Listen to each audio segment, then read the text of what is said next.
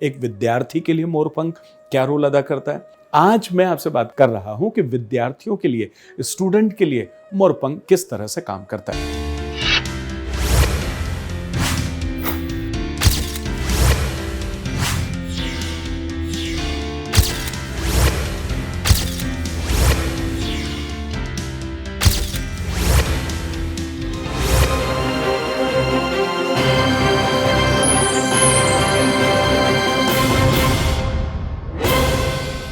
परम आदरणीय दोस्तों, हमेशा की तरह एक बार फिर आपसे मुखातिब हूँ और आज मैं आपसे बात करूँगा एक अद्भुत और खूबसूरत विषय के ऊपर।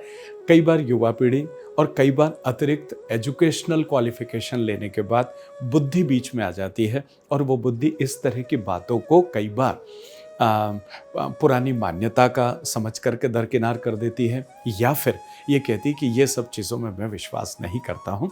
मैं आज आपसे एक इतनी खूबसूरत चीज़ के बारे में बात कर रहा हूँ जिससे बचपन में जब आप छोटे थे तो शायद ऐसा कर लिया करते थे, लेकिन बड़े होने के बाद आप इन चीज़ों को मानते नहीं। मैं आज आपसे बात कर रहा हूँ मोरपंख के ऊपर। देखिए, मोरपंख किस तरह से हमारे जीवन को प्रभावित करता है। एक विद्यार्थी के लिए मोरपंख क्या रोल अदा करता है, सम्मानित पति पत्नी के लिए मोरपंख क्या रोल अदा करता है, और अगर जीवन में आपको अच्छा धन संपदा पैसे चाहिए तो फिर मोरपंख क्या रोल अदा करता है। आज मैं आपसे बात कर रहा हूं कि विद्यार्थियों के लिए, स्टूडेंट के लिए मोरपंख किस तरह से काम करता है। लेकिन उसके पहले, क्या आपने कभी सोचा कि मोरपंख एकदम इतना ऑस्पिशियस और इसमें इतनी ताकत, इतनी शक्ति कैसे आ गई कि ये इतने सारी चीजों को प्रभावित करता है। Vishwas Vaishnav, numerologist, vastu expert and a true life coach. शुरू करने के पहले निवेदन कर दूं, चैनल को अभी तक सब्सक्राइब नहीं किया हो तो उसे सब्सक्राइब करें, लाइक करें, शेयर करें, बेल नोटिफिकेशन को दबाएं ताकि मैं नई नई चीज़ें लेकर के आपके हैंडसेट और आपके लैपटॉप पर आता रहूं और इसी तरह से आपके इच्छा मुताबिक और आपके जीवन में परिवर्तन हो, धनात्मक परिवर्तन हो, सकारात्मक परिवर्तन हो, इस चीज को लेकर के मैं बात करता रहूं। ठीक है, इसके साथ ही साथ मैं बताऊं कि विद्यार्थियों के लिए मोरपंख क्यों जरूरी है या उससे उनके जीवन में क्या फर्क आता है। मैं ये निवेदन करना चाहता हूं कि न्यूमरोलॉजी और वास्तु, इसको लेकर के पूरे इंडिया में अलग अलग मेट्रोज में वर्कशॉप्स मेरी होती रहती है। अगर आपकी जरा सी भी रुचि है और आप एक प्रोफेशन के बतौर, एक प्रोफेशनल न्यूमरोलॉजी के बतौर या वास्तु एक्सपर्ट के बतौर आप सीखना चाहते हैं तो आइए, आपका स्वागत है। इसमें एक अद्भुत करियर का निर्माण कीजिए और नहीं तो अपने जीवन को बेहतर बनाने के लिए आप इस विषय की जानकारी हासिल कीजिए और फिर देखिए जीवन कितना खूबसूरत होता है। एक बार संध्या नाम का एक असुर था। उस असुर को मारने के लिए ढेर सारे जितने भी देवी देवता थे वो सब मोर के अंदर विराजित हो जाते हैं, जितने भी मोर पंख होते हैं उसके अंदर, और उसकी वजह से उस मोर के अंदर इतनी ताकत आ जाती है, वो इतना शक्तिशाली हो जाता है कि वो उस संध्या नामक असुर का वध कर देता है। इस कथा के माध्यम से मैं ये निवेदन आपसे करना चाहता हूं कि उस वजह से ये मोर के जितने भी पंख हैं ये एक यंत्र की तरह काम करने लगे, क्योंकि इनमें देवताओं का वास रहा है और है। अब जब देवताओं का इसके अंदर वास है तो कहीं ना कहीं उनकी सकारात्मकता जो है वो तुलनात्मक ज्यादा है, और ये आपके ऋणात्मकता को बाहर करके और सकारात्मकता को आपके साथ एड ऑन कर देते हैं। आपके व्यक्तित्व के साथ में एक पॉजिटिविटी जो है वो आगे बढ़ जाती है। ये तो हुआ एक कारण।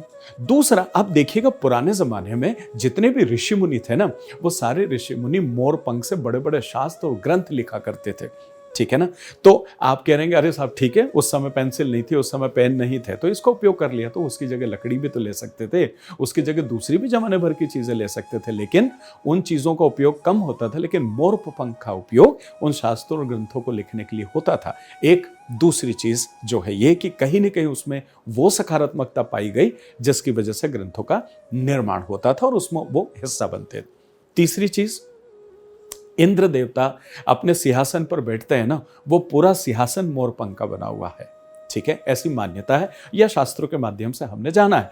तो अब देखिए, अगर इंद्र देवता मोरपंख के सिंहासन पर बैठते हैं, इसका मतलब है कि मोरपंख में सकारात्मकता है, मोरपंख के अंदर एक बड़ी सोच का निर्माण करना होगा, मोरपंख पे एक बड़ी सात्विकता का प्रभाव आपके ऊपर होगा, जिसकी वजह से आप उस सिंहासन पर मोरपंखों का उपयोग करते हैं।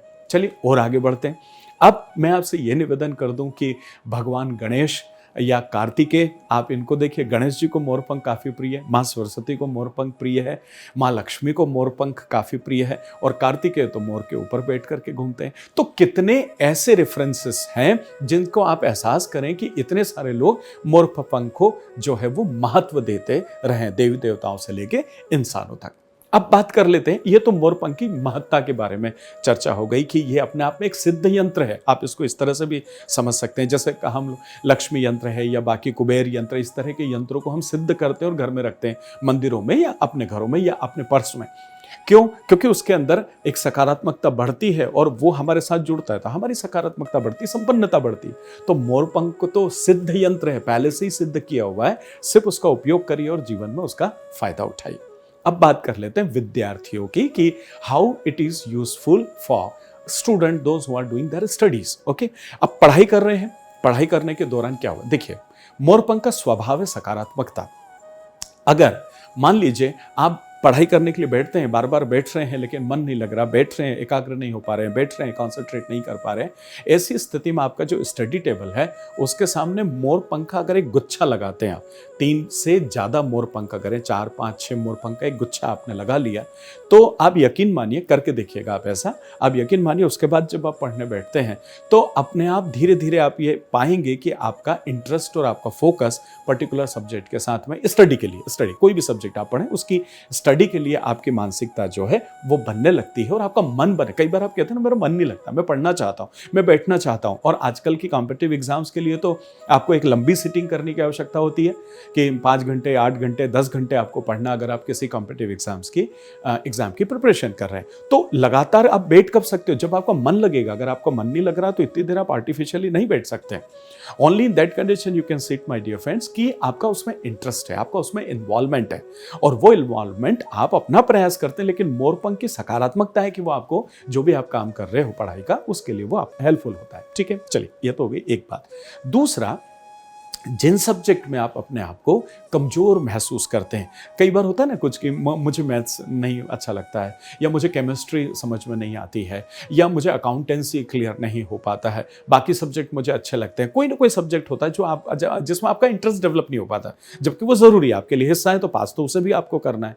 तो उस सब्जेक्ट की बुक के अंदर जब आप मोरपंख को रखते हैं तो उसकी वजह से वो सकारात्मकता आपको लिंक करती है, आपको कनेक्ट करती है, और फिर उस विषय में धीरे धीरे आपकी रुचि बनने लग जाती है। देखिए, स्टडी टेबल के आप सामने रखते हैं, ओवरऑल फोकस करने में मदद मिलती है, लेकिन अगर किसी बुक के अंदर आपने मोरपंख को रखा है तो उसकी वजह से आप उसमें, उस विषय में आपकी रुचि जो है वो निर्मित होने लगती है, डेवलप होने लगती है। आप देखिए, मोरपंख के ही जैसा हर विद्या का पौधा होता है, छोटे बच्चे होते हैं जो आपने देखा ना, जो इस शेप का होता है, जिसमें अलग अलग इस तरह की ब्रांचेस होती है।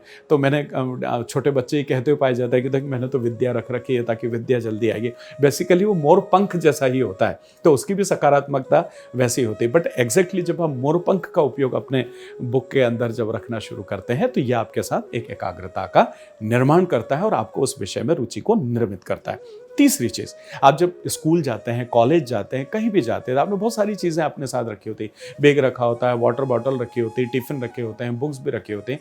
उसके साथ साथ अगर आप अपने जेब में या और कहीं भी एक अगर मोरपंख को व्यवस्थित अपने साथ रख करके ले जाते हैं ना, तब भी दिन भर आपके साथ एक सकारात्मकता ट्रैवल करती है। उसकी वजह से भी आप एक अच्छे विद्यार्थी जीवन को जी पाते हैं और बहुत अच्छे अंकों के साथ आगे बढ़ पाते हैं। देखिए, मोरपंख इतने सारी चीज़ें आपने समझी और देखने का प्रयास किया। बस आप इसको अगर और थोड़ा मैं रिलेट करने की कोशिश करूं तो आपको ध्यान है, बचपन में फ़कीर आया करते थे गोगल और लेके, और साथ में मोरपंख होता था, सिर के ऊपर ऐसे ऐसे मार दिया करते थे। ठीक है ना, जब विषय सीखते हो तो समझ में आता है कि ये उस जमाने से क्यों ऐसा हो रहा है, क्योंकि मोरपंख में वो तासीर है कि जब उससे हवा की जाती है तो वो आपके ऊपर एक सकारात्मक आभा मंडल का निर्माण कर देता है।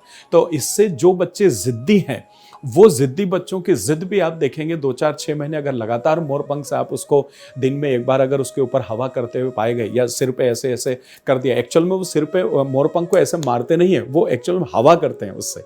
तो जब ऐसे ऐसे करते हैं तो उससे जो हवा आपके ऊपर आती है वो आपकी मानसिकता और आभा मंडल को बदलती, जिससे जिद्दी प्रवृत्ति जो बच्चों में होती है वो दूर हो। कुछ होता है ना, स्टुबर्न बच्चे होते हैं जो जिद्दी होते हैं या उस प्रवृत्ति के होते हैं, तो जो इस तरह के बच्चे होते हैं उनके ऊपर भी सकारात्मक प्रभाव अगर मोरपंख से हवा करते हैं तो होता है। So this is all about मोरपंख।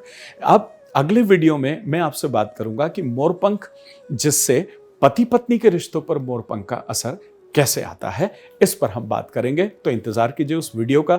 बहुत जल्दी मिलता हूं मैं आपके बीच में। पति पत्नी के रिश्ते कई बार बड़े विघटन की तरफ चले जाते हैं, कई बार उनके बीच में बहुत अच्छा नहीं, कई परिवार में कलह बहुत होते हैं। उन सब चीज़ को कैसे करना, इसको लेकर के अगला वीडियो आपके बीच में आऊँगा। दोस्तों, बहुत प्यार, आशीर्वाद, आत्मीयता दी, उसके लिए बहुत बहुत धन्यवाद। मिलता हूँ बहुत जल्दी आपसे अगले वीडियो में। आत्मीय प्रणाम।